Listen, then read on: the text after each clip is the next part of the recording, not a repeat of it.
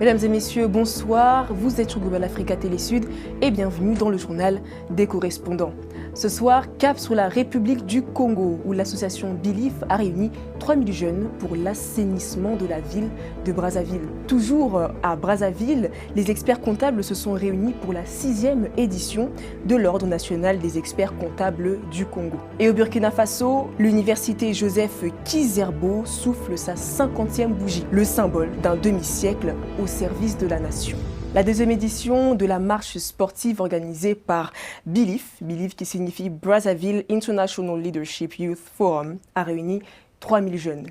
Cette marche avait pour objectif l'assainissement de la ville. Un reportage signé Louis-Marcel Satou.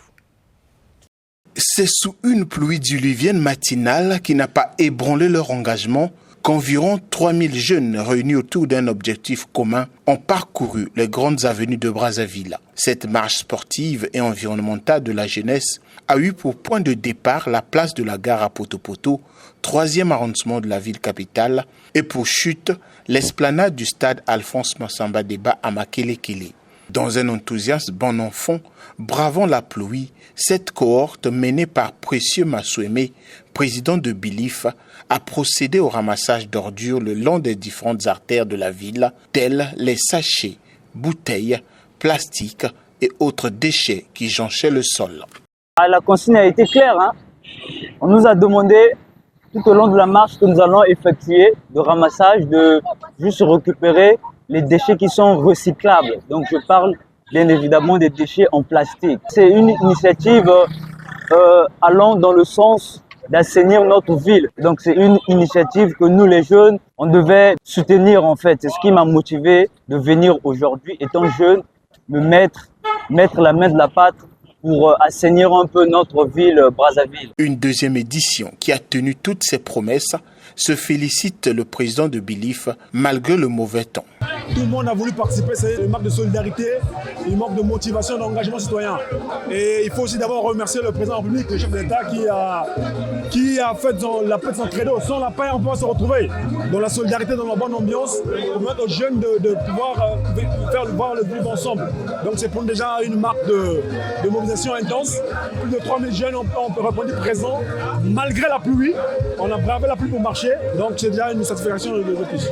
Pour lui, l'assainissement est un combat que tout le monde doit mener. C'est sensibiliser les jeunes, sensibiliser la jeunesse sur l'engagement citoyen. Permettre aux jeunes d'être des véritables jeunes engagés pour permettre à ce que le pays puisse compter sur eux. Voilà, le combat de l'environnement, l'assainissement, c'est un combat que tout le monde doit mener. Et les jeunes sont en première ligne. Donc c'est pour nous là une manière de dire aux jeunes qu'il faut être acteur et non spectateur de ce qui se fait dans le Congo.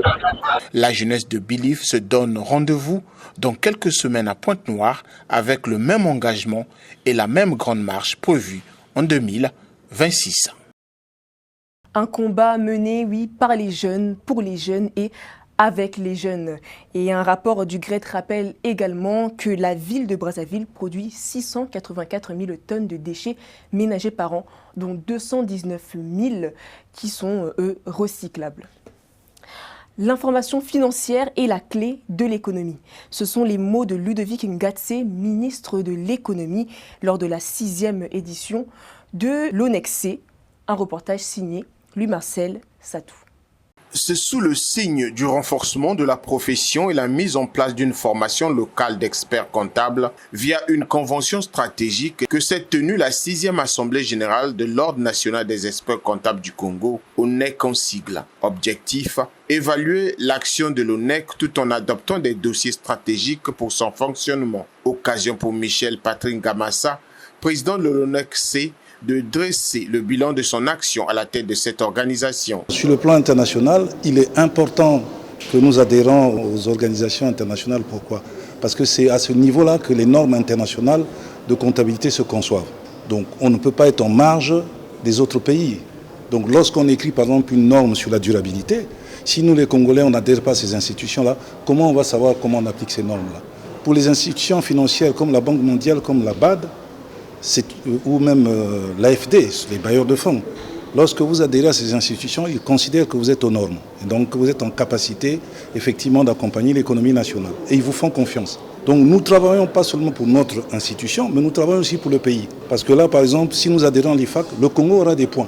en plus. Le Congo pourra gagner 5 points, peut-être 10 points, on ne sait pas, mais ça fait partir, si vous voulez, de la notation sur le plan international. L'Assemblée générale a permis aux experts comptables d'examiner et d'adopter les documents de gestion de l'état financier exercice 2024-2025, le programme d'activité 2026, ainsi que le projet de budget exercice 2026.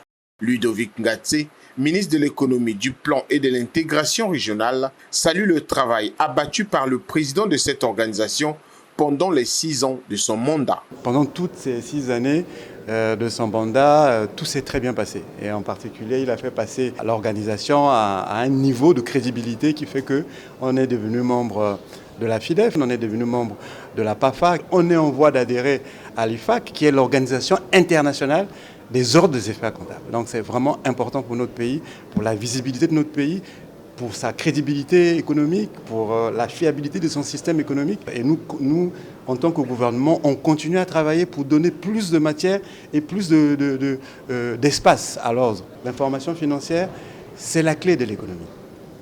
On ne peut pas investir si on n'a pas une bonne information. Et pour avoir une bonne information, il faut des professionnels qui certifient la régularité.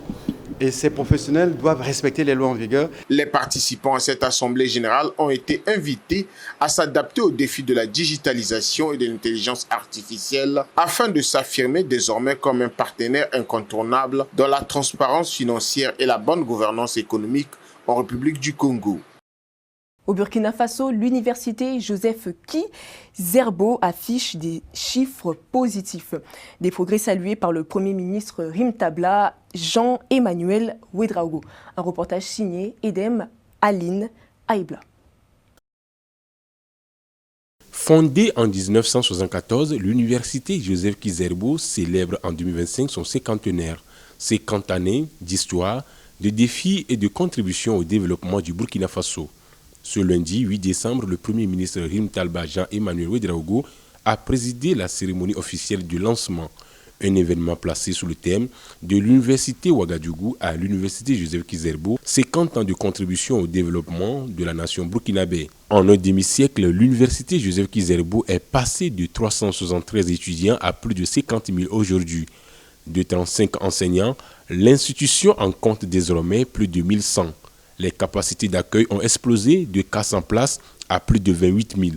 Et ce sont 130 549 diplômés qui ont été formés avec une féminisation marquante de 19% à 44%. Grâce à l'université Joseph Kizerbo, l'enseignement supérieur public burkinabé compte de nos jours 7 universités publiques, 7 centres universitaires et 2 grandes écoles.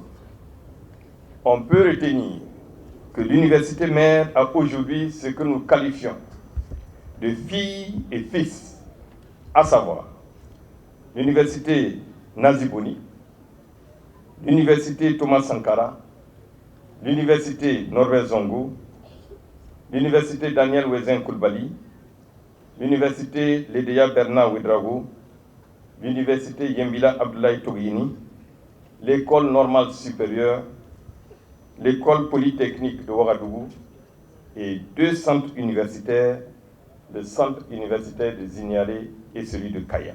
La cérémonie a été marquée par la distinction de 22 personnalités dans l'ordre des palmes académiques. Le Premier ministre a ensuite procédé à la pose de la première pierre du monument du cinquantenaire. 50 ans de l'université Joseph Kizerbo, 50 ans c'est l'âge de la maturité. Et il était donc important de marquer cette halte-là pour rendre hommage et traduire toute notre reconnaissance à tous les acteurs qui ont œuvré depuis un demi-siècle pour faire de cette université une référence sur le continent. Et vous savez, si effectivement pendant 50 ans, cette université a eu un parcours extrêmement riche et les chiffres sont éloquents, plus de 150 000 diplômés. 50 000 étudiants aujourd'hui, quand on se souvient qu'il y en avait moins de 400 à l'ouverture, on peut se convaincre véritablement qu'il y a de grands acquis. En célébrant son cinquantenaire, l'université Joseph Kizerbo réaffirme son rôle stratégique dans le développement national, une institution engagée à former les générations de demain, compétences, enracinées et prêtes à servir le Burkina Faso. C'est la fin de ce journal. Merci à vous de nous avoir suivis. Nous vous souhaitons une bonne suite de programmes. sur nos antennes.